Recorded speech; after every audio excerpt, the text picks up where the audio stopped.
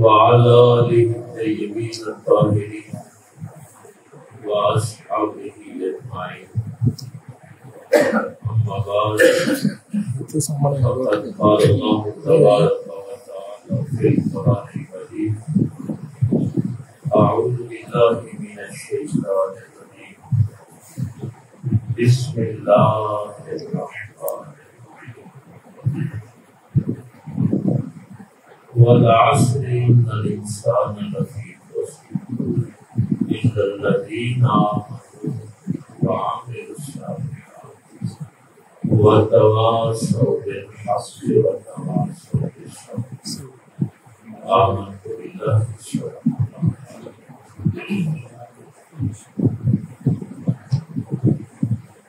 اللہ رب العزت کی حمد و ثنا کے بعد اور پاک پیغمبر صلی اللہ علیہ وآلہ وسلم پاک ذات کے پاک درود و سلام کا تحفہ پیش کرنے کے بعد نہایت واجب الاحترام صاحبزادہ محمد آفتاب صاحب، صوفی محمد اقبال صاحب، علامہ فضل کریم صاحب، صوفی نبی احمد صاحب، علامہ راشد صاحب، دیگر معزز سامعین، سرد و دوست و عزیز بھائیوں، یہ ہم ہر مہینے اکٹھے ہوتے ہیں اور کچھ یاد دہانیاں جو ہیں ان کی جاتی ہیں۔ یہ سورہ عصر سورہ فاتحہ کی طرح اس کو مفسرین نے بیان کیا ہے کہ جیسے قرآن کریم کے سارے موضوعات سورہ فاتحہ میں موجود ہیں، اسی طرح قرآن کے سارے موضوعات سورہ عصر میں بلکہ جس ہستی کے متعلق ہمارے فقہاء نے، محققین نے، مفسرین نے پاک پیغمبر صلی اللہ علیہ وسلم کر کے ارشاد عامی لکھا ہے کہ اگر کسی نے قرآن ایسے سننا ہو جیسے نازل ہوا ہے، یعنی اگر کوئی چاہتا ہے کہ قرآن کو ایسے سنے جیسے قرآن نازل ہوا تھا تو وہ عبداللہ ابن مسعود سے سنا۔ سبحان اللہ، سبحان اللہ۔ اور میرے پاک پیغمبر صلی اللہ علیہ وسلم نے فرمایا تھا کہ اس کی ٹانگیں احد پہاڑ سے زیادہ ہوتی ہیں۔ کیا بات ہے، سبحان اللہ۔ عبداللہ ابن مسعود، ماشاءاللہ، عبداللہ ابن مسعود رضی اللہ تعالیٰ عنہ فرمایا کرتے تھے اگر سارا قرآن نامی نازل ہوتا، صرف سورہ عصر نازل ہو جاتی تو کافی۔ سبحان اللہ، سبحان اللہ۔ یہ ایک سورہ جو ہے یہ انسان کے لیے ہوتا ہے اور صحابہ کرام رضوان اللہ تعالیٰ اجمعین کا یہ معمول تھا۔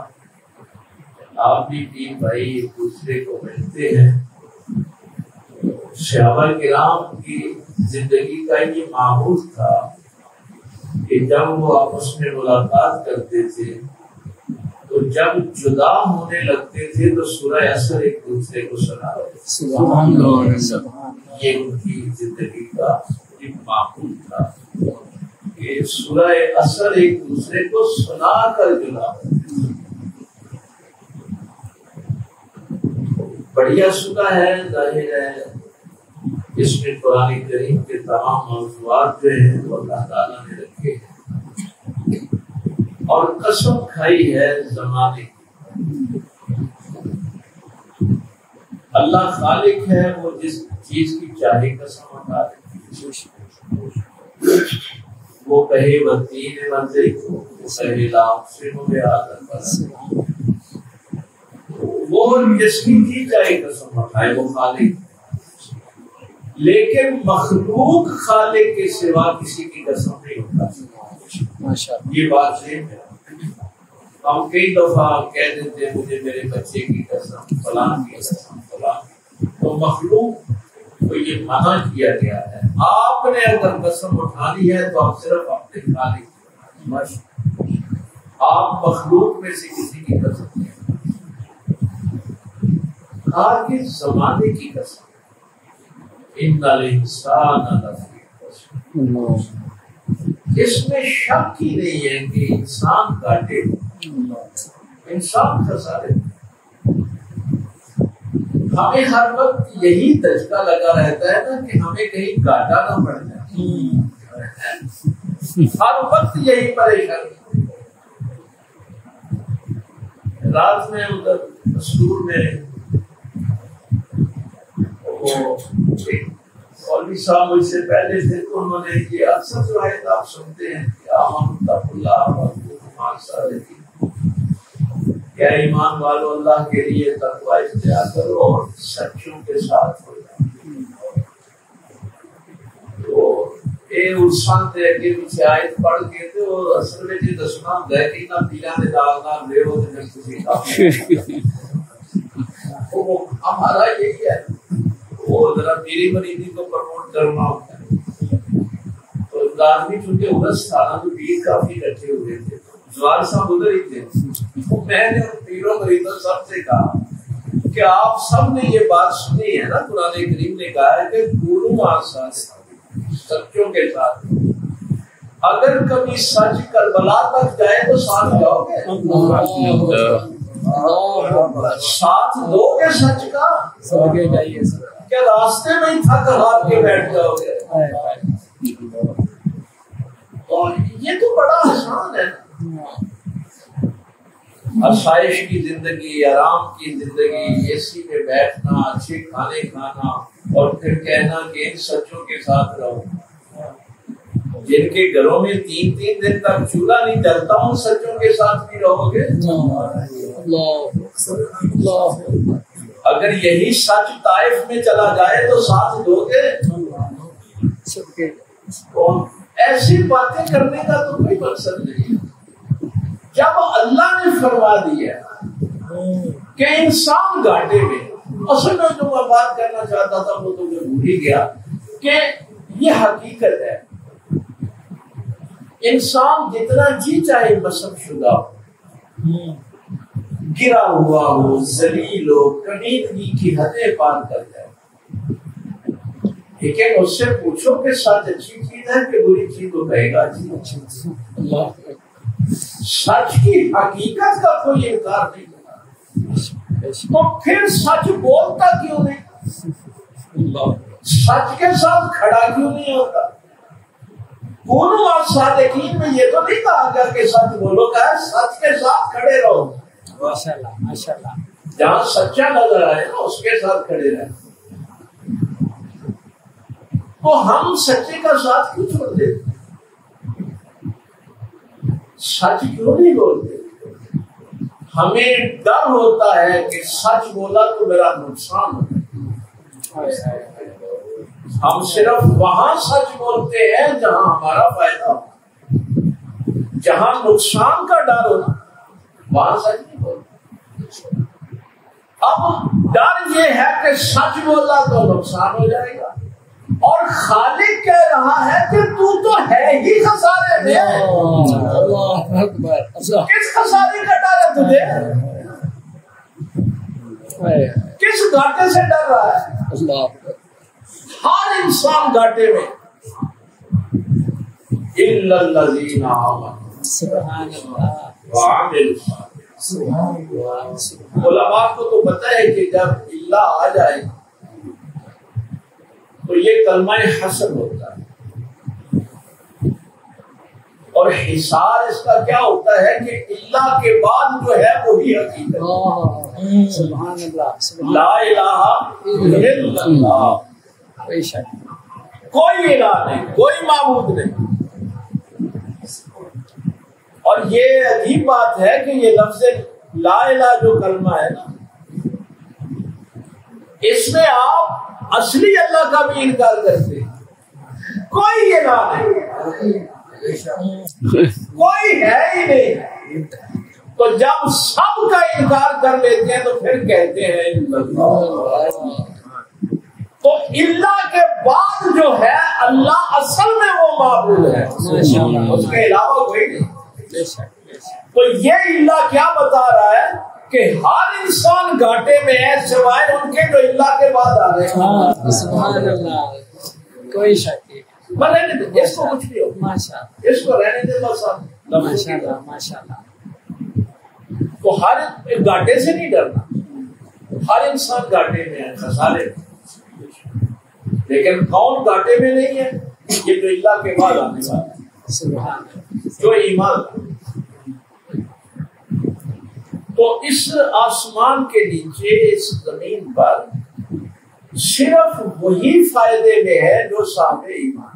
سبحان اللہ، کیا بات ہے. جو صاحب ایمان نہیں، وہ وقت کا بادشاہ ہو، وہ صنعت کار ہو، وہ امیر ہو، وہ غریب ہو، وہ پیر ہو، وہ مرید ہو، اگر ایمان والا نہیں تو گھاٹے. ماشاء وہ خسارے. اللہ. اور ساتھ ہی یہ بات فرما دی کہ جس دل میں بھی ایمان کا بیج ہوگا، عامل الصالحات، اس کے اعمال نیک ہوں. یہ نہیں ہو سکتا کہ کوئی ایمان کا دعویٰ کرے اور اعمال اس کے بدکاری والے. یہ ممکن ہے. یہ کیسے ہو سکتا ہے کہ دل میں پودا ایمان کا لگا ہو اور اس کو پھل جھوٹ کا لگ جائے، بددیانتی کا، فریب کا؟ یہ کیسے ہو؟ اگر بیج ایمان کا دل میں ہے تو پھل عمل صالح کا لگے. ماشاء اللہ ماشاء اللہ ماشاء اللہ. یہ گھاٹے میں نہیں، یہ خسارے میں. بے شک بے شک بے شک. وَتَوَاصَوْا بِالْحَقِّ. سبحان اللہ. یہاں یہ بھی کہا جا سکتا تھا کہ حق بات کرتے ہیں، کہتے ہیں، وصیت کرتے ہیں، تواصی بالحق کرتے، تلقین کرتے، سرسری حق کی بات نہیں کرتے، حق پہ زور دیتے ہیں. ماشاء اللہ ماشاء اللہ. جس پودے کو عمل صالح لگے تو وہ جب آپس میں ملتے ہیں تو بات حق کی کرتے. کیا بات ہے، کیا بات ہے. ماشاء اللہ ماشاء اللہ. یعنی ایک دوسرے کو تلقین کیا کریں گے؟ حق پہ قائم رہنا. کیا بات. سب کے وصیت کرتے ہیں. اور یہ لفظ وصیت جو ہے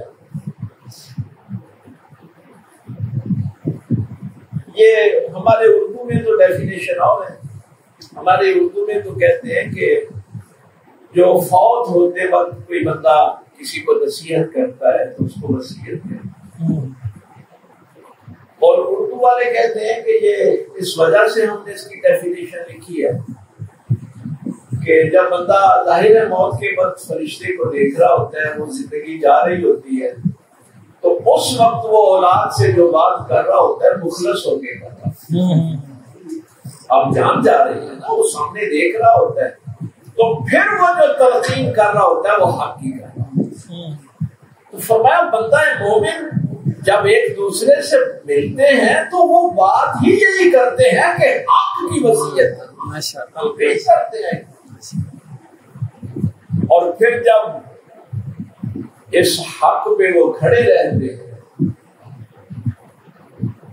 تو پھر آزمائشیں آتی، تکلیفیں آتی، ساری شیطانی طاقتیں اکٹھی ہوتی، اس کے پیچھے پڑ جاتی، تو پھر وہ ایک دوسرے کو صبر کی صبر کی صبر کے ساتھ زندگی گزارتی.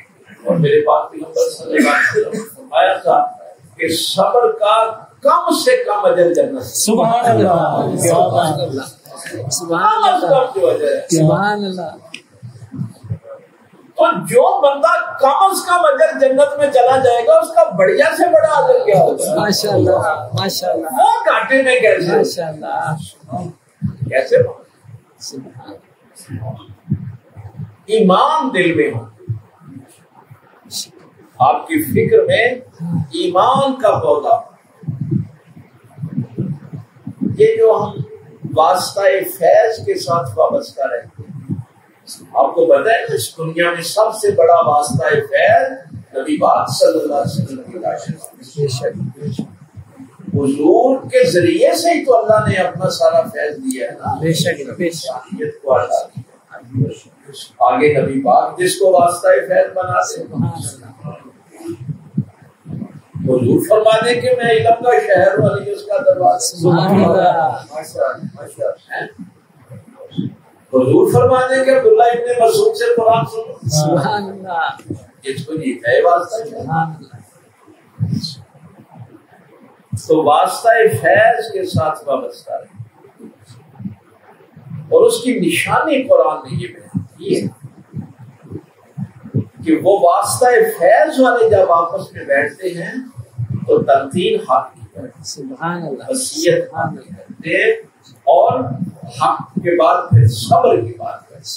صبر کے ساتھ یہ نہیں ہے کہ چھوٹی سی آزمائش آ گئی تو اللہ سے گلہ کرنا شروع کر. ہم نے جہاد کرنا ہے, ہم نے اللہ کی راہ میں جہاد کرنا ہے. جو ایک دن کی بھوک پیاس برداشت نہیں کر سکتے, ہم نے یہ جو زندگی اڈاپٹ کی ہوئی ہے, خدائے ذو جلال کہہ رہے ہیں کہ یہ سب گھاٹے ہیں. تو ایمان کی بات جو میں کر رہا تھا, سرکار امام جعفر صادق رضی اللہ تعالیٰ, ایک ملحد آ گیا تو آگے کہنے لگا امام آپ کا اللہ عادل نہیں ہے, اللہ عدل نہیں کرتا. حالانکہ قرآن کریم میں اللہ نے واضح فرمایا کہ ہم نے سارے نبی اس لیے بھیجے کہ وہ زمین میں نظام عدل پائے. بھائی عدل کا الٹ ظلم ہے نا, تو اللہ تو ظاہر ہے عدل کی بات کرتا ہے, اللہ ظلم کی بات کرتا ہے. اس کے نبی بھی عدل کی بات کرتے. آپ نے فرمایا تمہیں کیسی محسوس ہوتا ہے کہ اللہ عادل نہیں؟ اس نے کہا دیکھو کہ اس دنیا میں زندگی ہے 50 60 سال 70 سال, ایوریج بس یہی ہے. اب ایک بندہ 50 سال گناہ کرے, 60 سال گناہ کرے, اگر 70 80 سال عمر ہے تو اس میں سے 50 سال اس نے گناہ میں زندگی گزاری. اب عدل کا تقاضا تو یہ ہے کہ اس کو سزا بھی 50 سال کی ملی. بھائی اگر اس نے 50 سال گناہ کیے تو 50 سال اللہ جہنم میں رکھ لے, لیکن قرآن میں تو آتا ہے کہ خالدین فیہا, وہ ہمیشہ جہنم میں رہے. تو یہ کیسا عدل ہے کہ گناہ 50 سال کرے اور سزا ہمیشہ کی ہوتی ہے. اس نے کہا کہ دوسری طرف بھی یہی ہے کہ بندہ اس دنیا میں 50 60 سالہ 70 سالہ زندگی میں اطاعت کی, فرما برداری کی, اللہ کی بندگی کی زندگی گزارتا ہے. اس کو انعام بھی ملنا ہے تو ٹھیک ہے, جنت میں 60 70 سال رہ لے, لیکن اگر جنت میں بھی رہے گا تو ہمیشہ رہے گا. تو یہ کہے کا عدل ہوا. دیکھیے میں یقین کرتی جب کبھی ایسی باتیں پڑھتا ہوں نا, ہمارے آئمہ کتنے عظیم لوگ تھے کہ ایسی باتیں بھی کس حوصلے سے سنتے ہیں. آج کل ڈانگ لے کے مگر چل, آج کل دیکھے مولوی گل کرو ہم ادھر گستاخ ہو گئے, بس نال ہی فتوا جاری تھا سر تن سے جدا ہے, یہ تو گھٹ گل نہیں کوئی. جو آپ خود نہیں آتے اور اگلے کا سر تن سے اللہ. میرے نبی کے مصلی پہ بیٹھنے والے بڑے عظیم, نبی کے علم کے وارث. اسی لیے سرکار امام اعظم ابو حنیفہ نے فرمایا تھا اگر میں 2 سال امام جعفر صادق کے ساتھ نہ رہتا تو ہلاک ہو جاتا.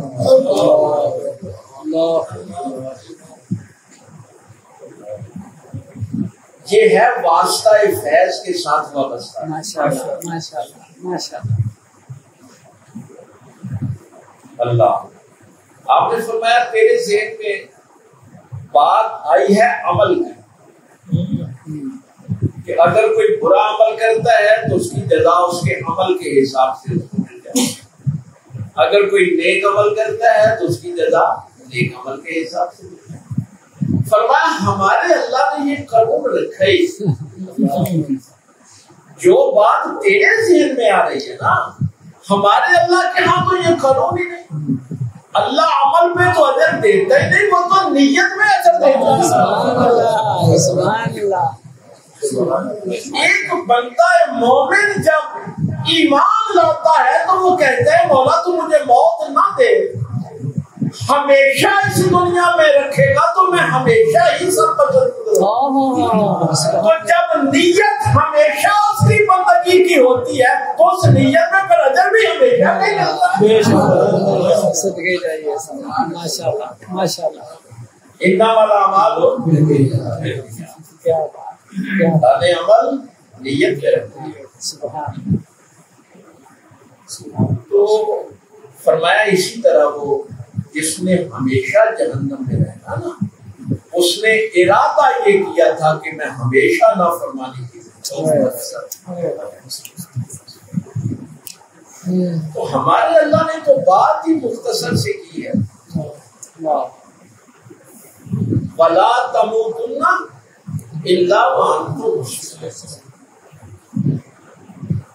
بھائی ساری زندگی کی تو اللہ نے بات ہی کی.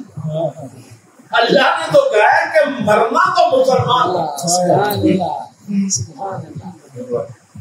اگر مرتے وقت تو مسلمان ہو گیا تو ہمیشہ کا فائدہ اٹھا لے. اگر بھائی میں مرتے وقت شراب پی رہا ہوں، رشوت لے رہا ہوں، سود لے رہا ہوں، تو میں مسلمان نہیں بنا، میں اللہ کی نافرمانی میں بنا. چوری ڈکیٹی کرنے جا رہا تھا، راستے میں ایکسیڈنٹ ہو گیا، وہ شہید نہیں. ایکسیڈنٹل موت جو ہے یہ شہادت کی موت ہے، لیکن شرط کیا ہے کہ اس وقت صاحب ایمان ہو. شرط پھر ایمان ہے. میں ایمان کی آج بات ضرور کر رہا ہوں. تو یہ ایمان کا اتنا بڑا، ایمان کا مطلب کیا ہے؟ وہ آیت یاد پڑھی دفعہ میں نے آپ کو بتائی. ایمان کا مطلب تو دیکھتے ہو نا،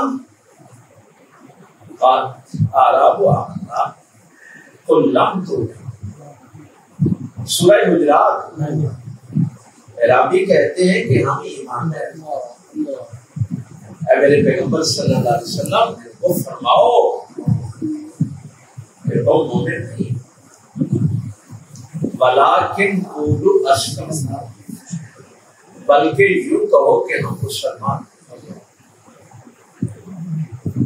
ولیکن قولوا اسلمنا فلما ایمان فی قلوبکم، اور ایمان ابھی تمہارے دلوں میں داخل.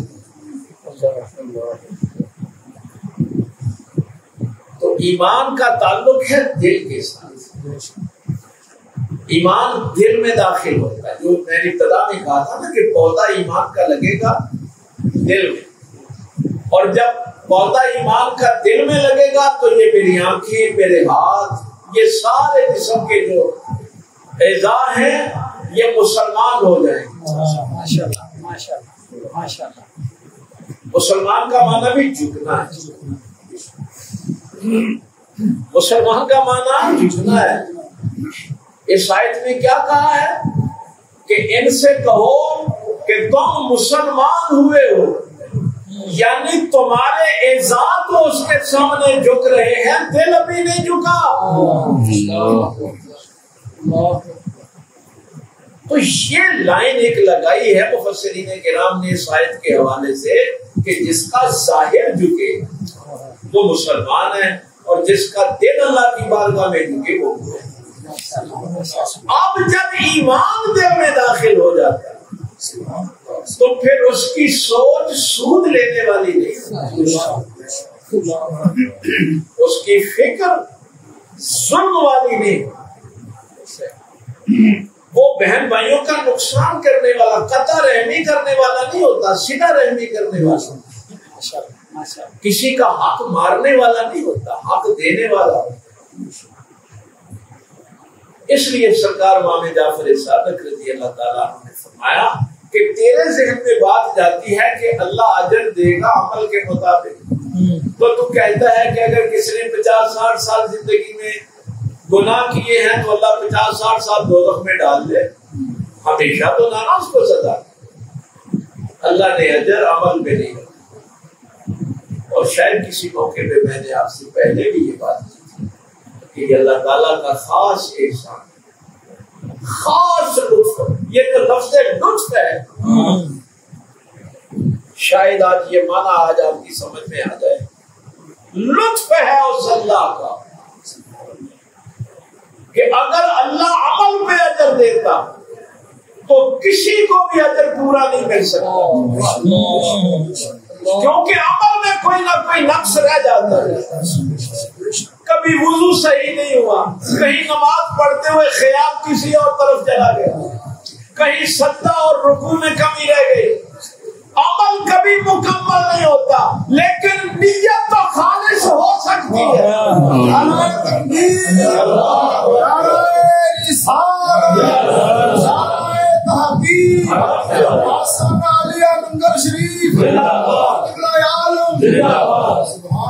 یہ ہے اس کا کہ وہ تیرے عمل پہ اجر نہیں دیتا، تیری نیت پہ، یہ تو خالص مکمل خالص نیت سچی اور تھوڑی سی کوشش۔ آمن وعمل الصالحات کیا ہے؟ تھوڑی سی کوشش، اور پھر دیکھنا اس کا کرم ہوتا اتنی سی بات ہے۔ ورنہ اس اللہ کے پہلے جتنے بھی انسان ہیں سب کرتے ہیں، تو جب اللہ کے بعد والے شروع ہوتے ہیں تو وہ حق کی تلقین کیوں کرتے رہتے ہیں، سچ کے ساتھ کیوں کھڑے رہتے ہیں، وہ کربلا تک سچوں کے ساتھ کیوں جاتے ہیں؟ اس لیے کہ ان کو پتا ہے یہاں ہمارا گھاٹا ہے۔ اس کو ڈالو کہ میں نے سچ بولا تو میرا سودا ہی نہیں بکنا، وہ کرتے وہ حساب۔ یہ علماء کو تو پتا ہے، آپ نے بھی یہ بات بڑی دفعہ، یہ جو میں نے جملے پہلے کہے ہیں یہ کوئی ضروری نہیں ہے۔ ایک بندہ شراب پیتے ہوئے مر گیا اور اللہ نے کہا تھا مرنا تو مسلمان سے،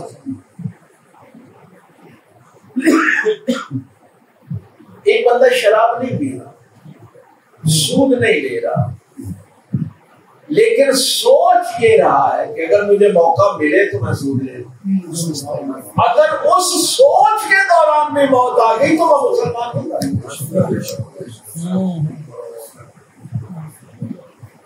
تو واسطہ فیض کے ساتھ ہمارے تصوف میں، کیونکہ یہ تصوف ہوتا کیا ہے، آپ کی جو اندر کی اخلاقی شخصیت ہے اس کو پروان چڑھا۔ اگر آپ کی اندر کی شخصیت جو ہے، فقہ میں تو یہ لکھا ہوگا کہ جو چوری کرے گا اس کے ہاتھ کاٹ دیے جائیں گے، وہاں تو اصول ہوگا نا، بیان ہوا ہوگا وسارے کو وسارے کا تو کم تو ہوگا، لیکن تصوف میں یہ ہوگا جب آپ کی شخصیت اخلاقی لحاظ سے بلند ہوگی تو یہاں یہ نہیں ہوگا کہ چوری کرنا اور کسی کے مال کی طرف نظر بھی نہیں اٹھانا، سوچنا بھی نہیں کہ میں کسی کا ناحق مال۔ یہ اللہ تعالیٰ نے آپ کے اندر جو سافٹ ویئر رکھا ہے نا، یہ روح جو رکھی ہے، یہ جو اخلاقی ایک اندر انسان آپ کے رکھا ہے، اس کی تعلیم و تربیت کو تزکیہ نفس جو قرآن کریم نے اس کے لیے یہ باتیں، تو وہ بخاری مسلم میں وہ جو بات ہے 100 قتل کرنے والی، اب اس نے کیا کیا؟ صرف سوچ میں بات آئی کہ فلاں بستی میں اللہ کے لیے کہتے رہتے، وہاں ان کے پاس جا کے توبہ کرتے، اب نہ وہ بستی تک پہنچا، نہ توبہ کا موقع ملا،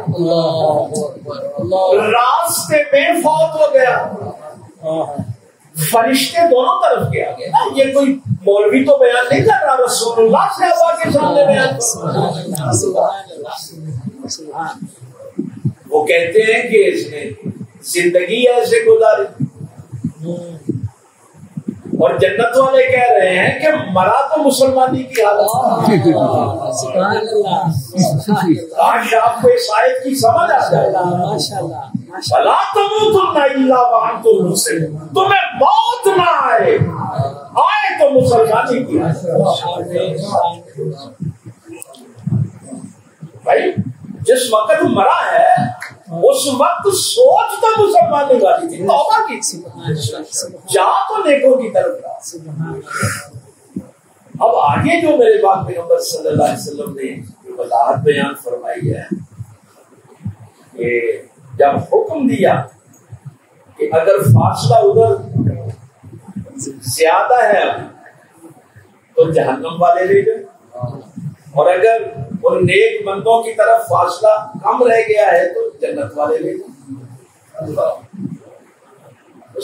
یہ لطف اللہ کا، میں اللہ کے لطف کی بات آپ کو بتا رہا ہوں۔ یہ الفاظ رہتا ہوتے ہیں، کرم اور ہوتا ہے، رحم اور ہوتا ہے، لطف اور ہوتا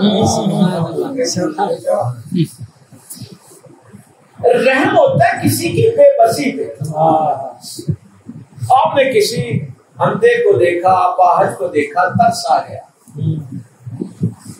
کرم ہوتا ہے جب آپ غالب آتے ہیں تو معاف کرتے ہیں۔ لطف ہوتا ہے کہ تھوڑی سی نیکی میں اجر نہیں کماتے۔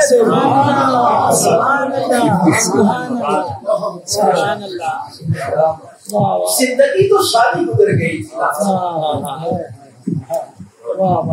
لیکن مرا مسلمان، توبہ کی حالت میں مرا۔ اب آرڈر یہ دیا، اللہ تو علیم ہے نا، اللہ کو تو پتا ہے کہ ادھر فاصلہ بھی زیادہ ہے، جہنمی فرشتے لے جائیں گے، ادھر فرشتوں کو بھیجا، ادھر زمین کو حکم دیا سکڑ جاؤ ادھر سے۔ یہ کہ اس کا حکم ہے مرنا تو مسلمان، تو جو جس سوچ میں مرتا ہے اس کا انجام وہی ہوتا ہے۔ اس لیے کبھی سوچ نیت کرنی ہے۔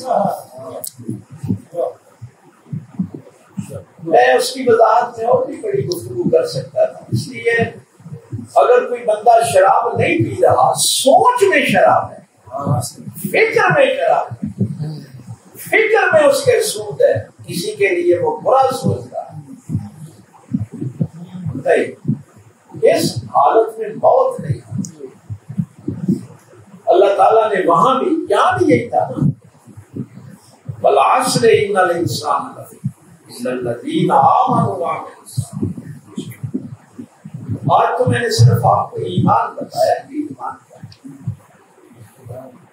ایمان کی حالت میں، اچھی سوچ کی حالت میں انسان کا اس دنیا سے چلا جاتا، یہ بھی بڑا لطف ہوتا ہے۔